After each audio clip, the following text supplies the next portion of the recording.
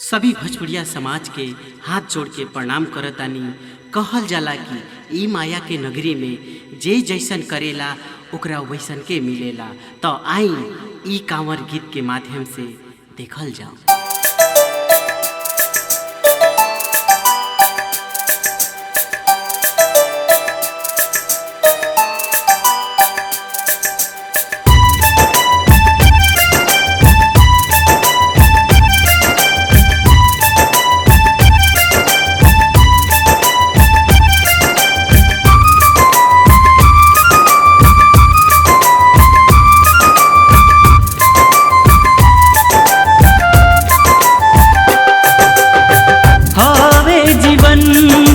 सोखा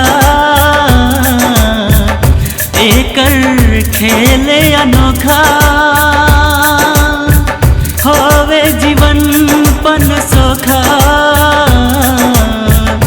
एकर खेले अनोखा।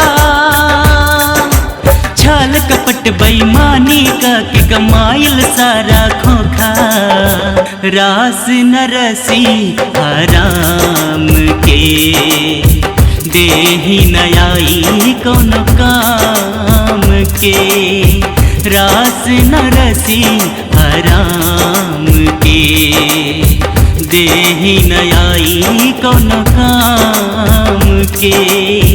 होवे जीवन पन सोखा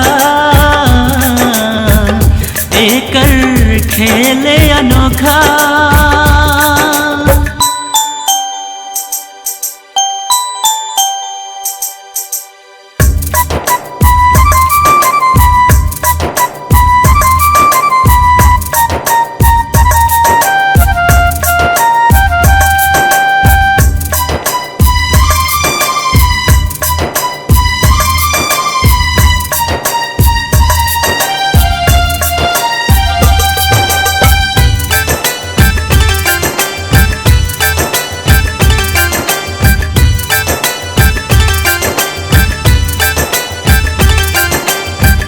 जबले तू रहबा निरोग फरहार पैसा के बोझा झर बझार झार। जबले तू रहबा निरोग फरहार पैसा के बोझा झरी झर झर।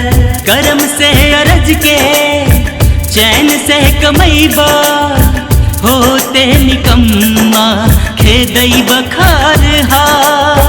आपन बीरन चिन्ह न केहू होई सभे पराई।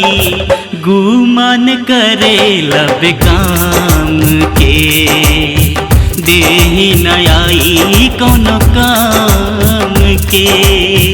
रास नरसी हराम के देही नयाई कौनो काम के।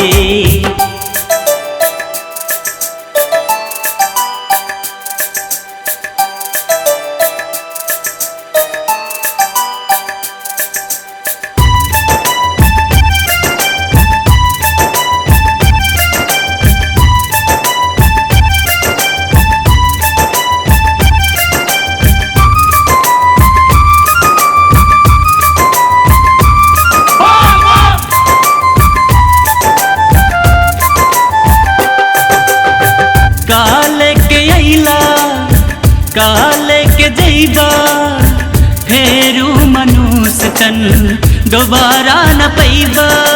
काले के अइला काले के जैबा मानुष तन दोबारा न पैबा।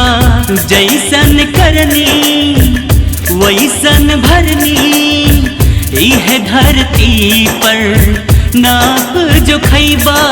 भोला के भक्ति में होला शक्ति मुक्ति मिले पूजन से।